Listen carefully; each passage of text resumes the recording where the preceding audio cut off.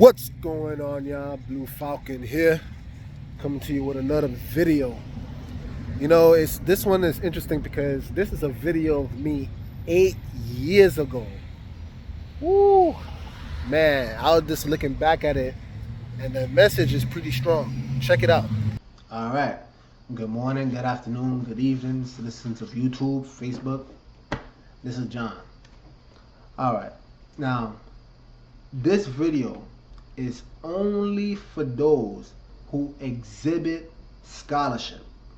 So if you lack scholarship, this video is not for you. This video has a considerable amount of verses, so you might as well just go to someone else's page right now. This is not for you. But for those who actually want to increase in their knowledge, you know, stay tuned. All right, so let's jump right into it. There is no secret here. I, Nick John Eugene, I am an Israelite, all right? There's no secret in that.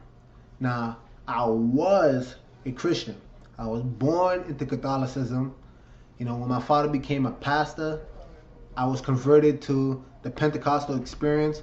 So, correct me if I'm wrong, but do not Christians claim, or rather state, that the Old Testament or the Old Covenant is done away with, and that this time is the time of the New Covenant.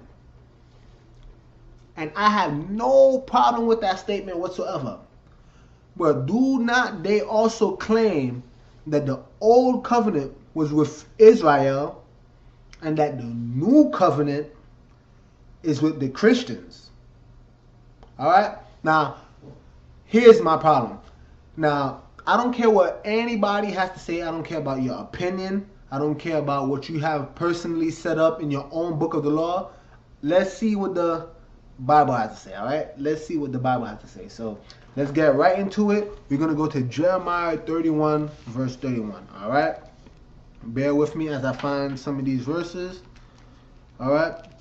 And let's actually read what the new covenant is.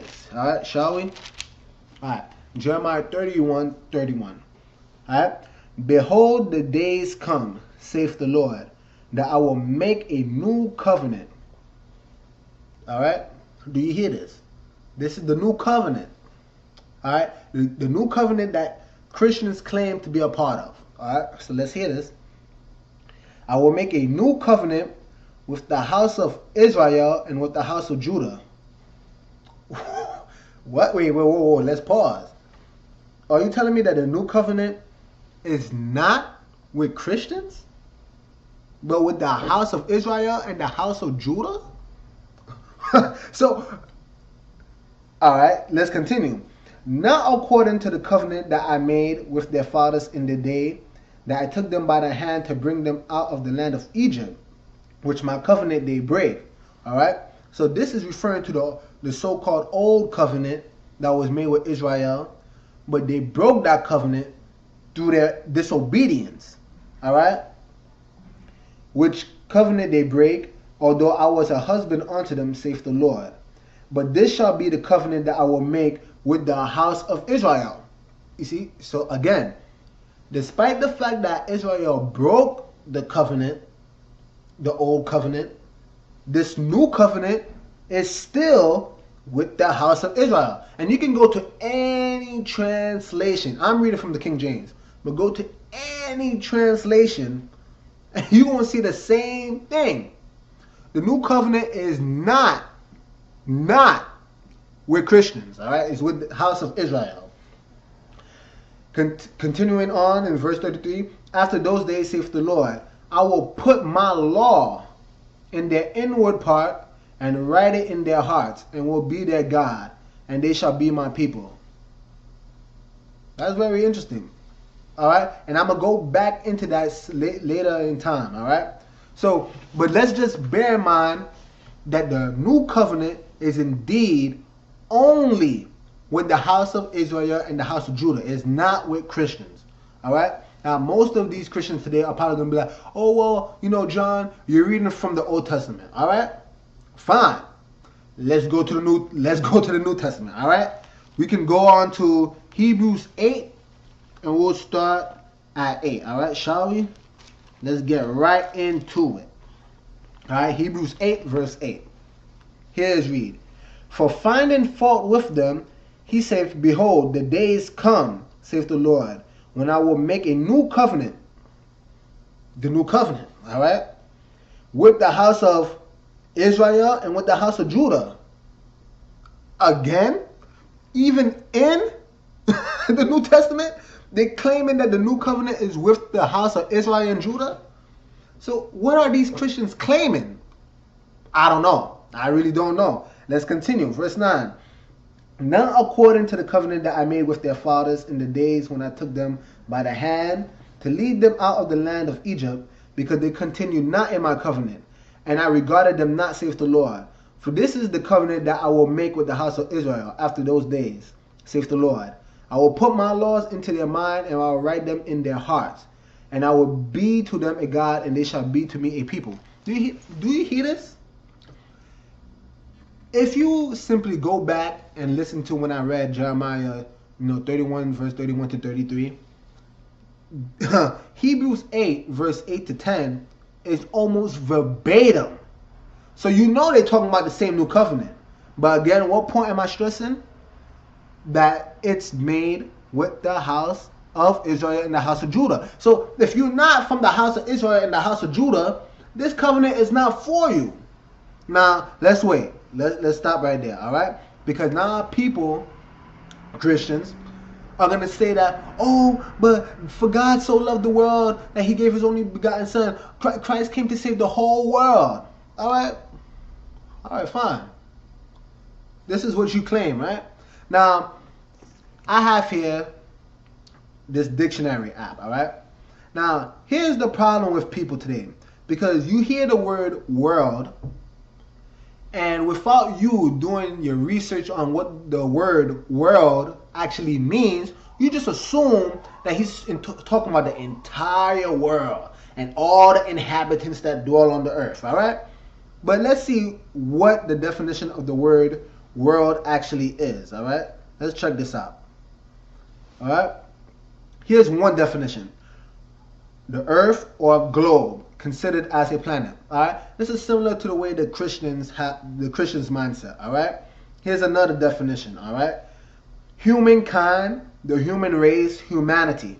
Again, so for God so loved humanity, for God so loved the human race, the world, that he gave his only begotten son. You see, so this is the mindset of the Christians, all right? But look at this. This is what's very interesting, all right? 6 mentions the class of persons devoted to the affairs. Do you hear that? The class of persons. Here's another definition of the word world. A particular class of people with common interest. Here's another one.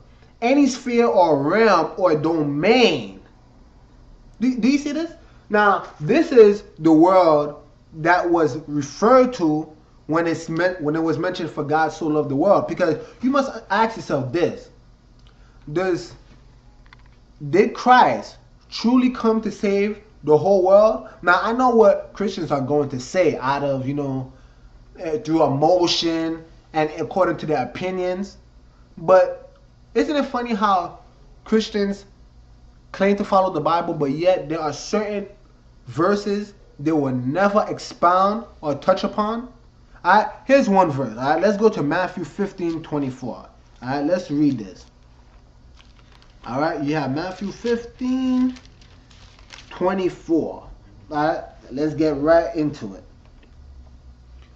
But he answered, and the he was Christ. All right, but he answered and said, I am not sent but unto the lost sheep of the house of Israel. These are not my words. I didn't write the Bible. Christ said those words himself.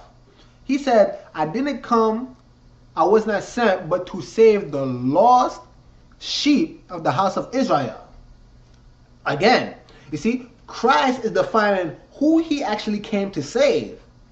But yet Christians ignore that passage altogether and claim that Christ came to save the whole entire world. No. That doesn't make sense. All right. Now let's analyze why that cannot be possible. All right. Why did Christ, in actuality, not save the whole entire world? All right. Let's keep that in mind. All right. Let's go to Romans 12 verse 2. All right. We have Romans 12 verse 2. All right. And here's what it says. And be not conformed to this world, but be ye transformed by the renewing of your mind, that ye may prove what is that good and acceptable and perfect will of God. Do you see this? Now, why would God, through Apostle Paul in the scriptures, mention to not conform to this world? You see, again, because if you conform yourself to this world, the world is going to engage in certain activities. Their footprint is gonna match a certain lifestyle that isn't for the set apart people of God. You see, again, because the world are going to break the commandments. You see, this is the reason why the world engage in fornication and adultery. And they do, all these other acts such as, incest, bowing down to statues, serving other gods, not keeping the Sabbath day, dishonoring their father. Do you see what I'm doing? Again, I'm listening to commandment because the world does these things. But isn't it amazing? Isn't it amazing? Because notice what I said. In the new covenant, which was with the house of Israel and Judah, didn't it mention that I will write my law in your heart and in your mind? Isn't that interesting? You see, most people didn't read that part of the new covenant, did they? Or maybe people didn't read the new covenant, period. Or else they would have known that it wasn't for Christians. I mean, you see, this is the problem. So how can you be a part of the new covenant and reject the laws of God? Because what you're doing, what you're saying in actuality is that you're not willing to be set apart. You're conforming to the lifestyle and the footprint of the world. This is what you're doing. All right? How about we go to another one? All right? We'll go to John 15, 18 to 19. All right? Check this out. John 15, 18 to 19. John 15, 18 to 19. All right? If the world hate you, ye know that it hated me before it hated you. All right? Do you hear this? I'll read it again. If the world hates you, ye know that it hated me before it hated you. If ye were of the world would love his own. But because ye are not of the world, but I have chosen you out of the world, therefore the world hateth you. Do you hear that? Do you hear this? You see, again, now, how many of you have friends that are of the world, and the moment you say, no, I don't think I'm gonna smoke that cigarette, what do they automatically say? Like, oh, what's up with this guy? Or say they're gonna go to a bar and you say, I don't think this scene is really for me. I think I'm gonna just head home. Oh, what's up with this guy? Now, talk to me, speak to me. Isn't that what they say? And why do you think that is?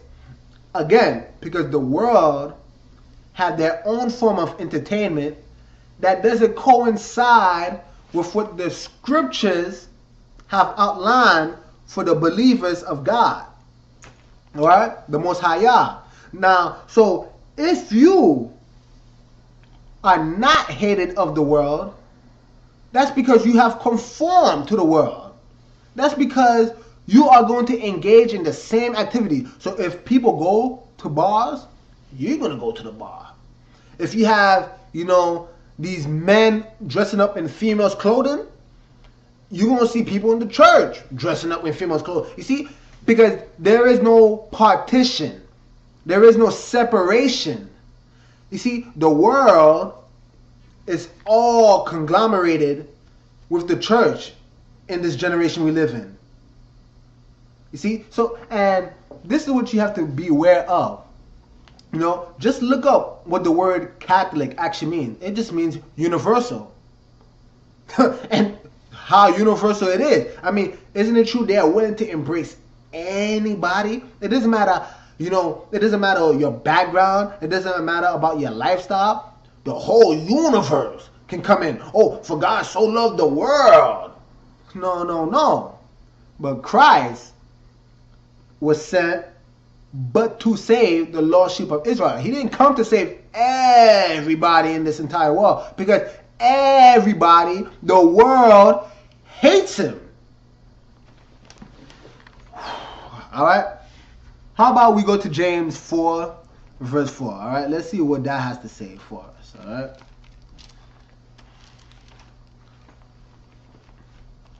All right, James 4, verse 4. It states, "Ye adulterers and adulteresses, know ye not that the friendship of the world is enmity with God? Whosoever therefore will be a friend of the world is the enemy of God." So, let's analyze it this way. So, are you telling me that God came to save his enemy? No, all right? No. You see, because again, just read Jeremiah 31, verse 31. Read Hebrews 8, verse 8, when it outlines the new covenant. Just read it. It says, the covenant that was made with the fathers, they broke it.